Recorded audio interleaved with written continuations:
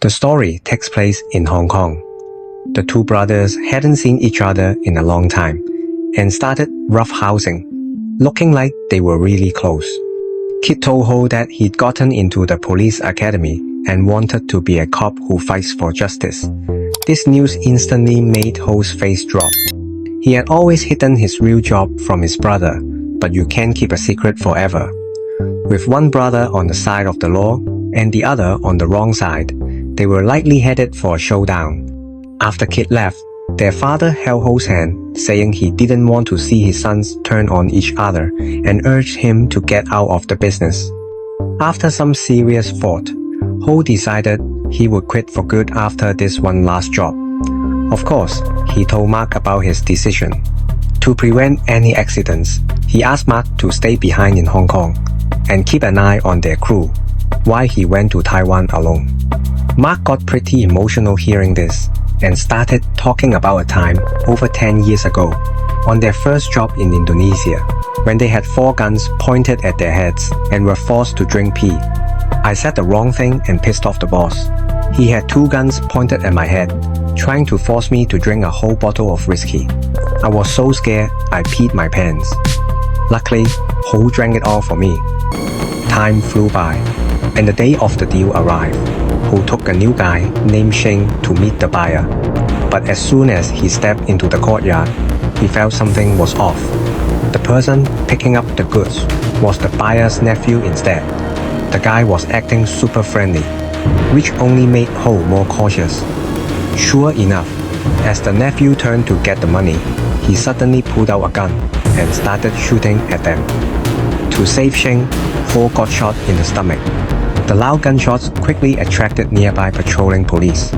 In the chaos, the 2 of them escaped into the mountains, trying to evade the police. Meanwhile, a hitman secretly snuck into Kit's house. Ho killed a few of our guys in Taiwan. The boss is worried he'll spill our secrets. To avoid being a burden to his son, the father, despite his illness, fought back against the hitman. The sound of the fight attracted Kit's girlfriend, Jackie, who knocked the hitman down with a telephone and escaped with the father. Unfortunately, the father was shot by the hitman as they fled. Just then, Kit finally got home from work. He sensed something was wrong at home and used a diversion tactic to ambush the hitman. The two fought hand to hand, but Kit was no match for the experienced killer and was quickly overpowered, pinned against the wall, unable to move. At the critical moment, Jackie grabbed a sharp knife and stabbed the hitman in the back. He punched her to the ground in response. The hitman painfully pulled out the knife, and just as he was about to stab Kit, the father threw a pot of boiling water in his face.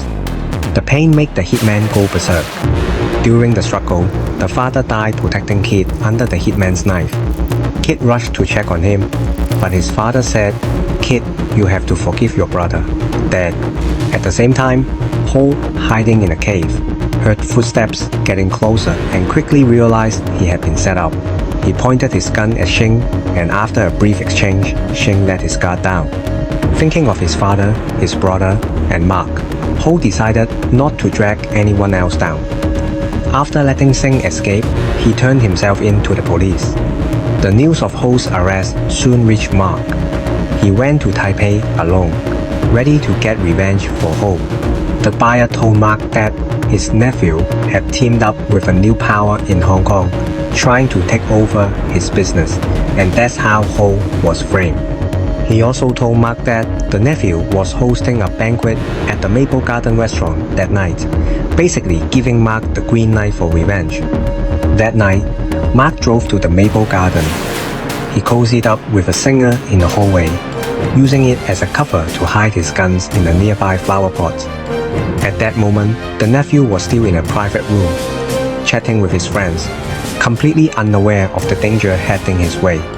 As the door to the room slowly opened, Mark, without a word, opened fire with 2 guns. When the clips were empty, he just dropped them and grabbed his backup weapons from the flower pot, taking down the henchmen, who chased after him one by one. As the last man fell, Mark habitually stuck a matchstick in his mouth. Just as he was about to leave, he was caught off guard by the nephew and shot in the right leg.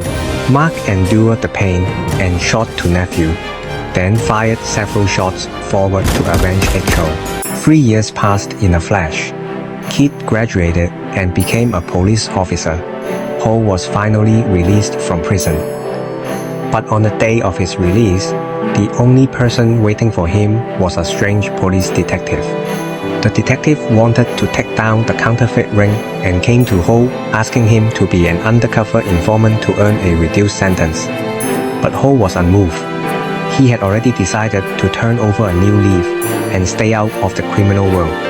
On the other side, Kit and his girlfriend were visiting his father's grave.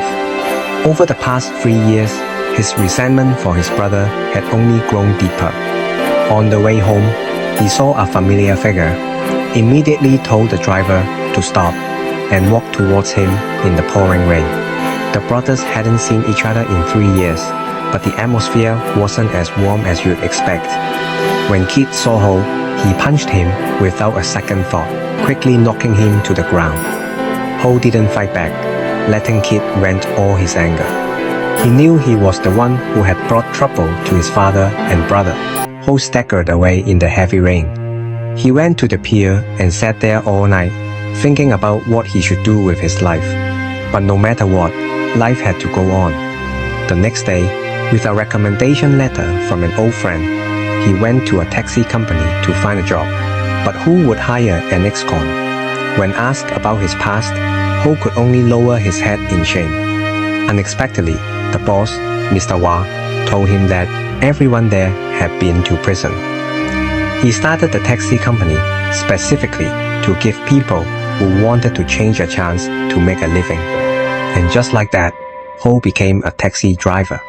His life was peaceful and fulfilling. One day, while waiting for a fare, he unexpectedly ran into his good buddy Mark.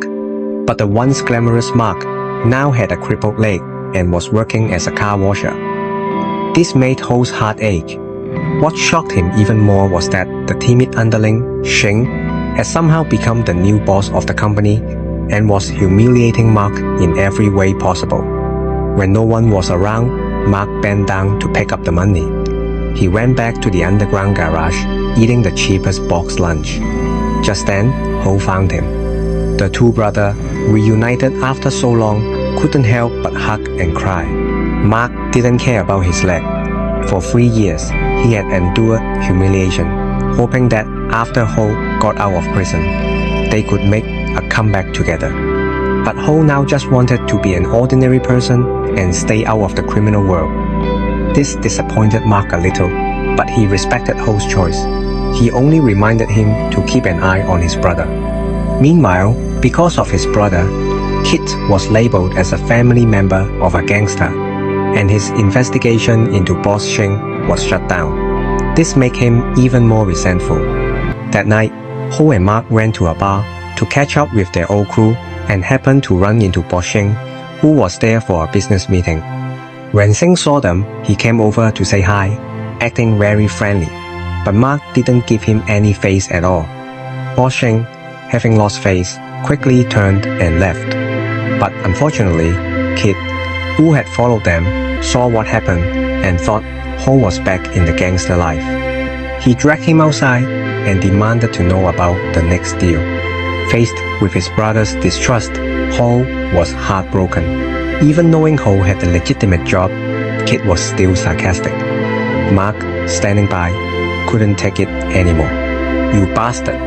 Don't think you can be unreasonable just because you have a gun. You move, and I'll shoot you, you cripple." Ho stepped in to break up the fight. He begged Kit to give him another chance, but how could Kit forgive him so easily? After going home, Kit had an emotional breakdown. Jackie was very worried about him, so she secretly found Ho and asked him to leave Hong Kong for a while. But Ho said he had to stay. "I want Kit to see me become a new person with his own eyes." As they were talking, a group of thugs suddenly appeared. It turned out Boss Shing wanted to partner with Ho to continue the counterfeit money business. Ho said he wasn't interested. But the other party had already kidnapped Mark.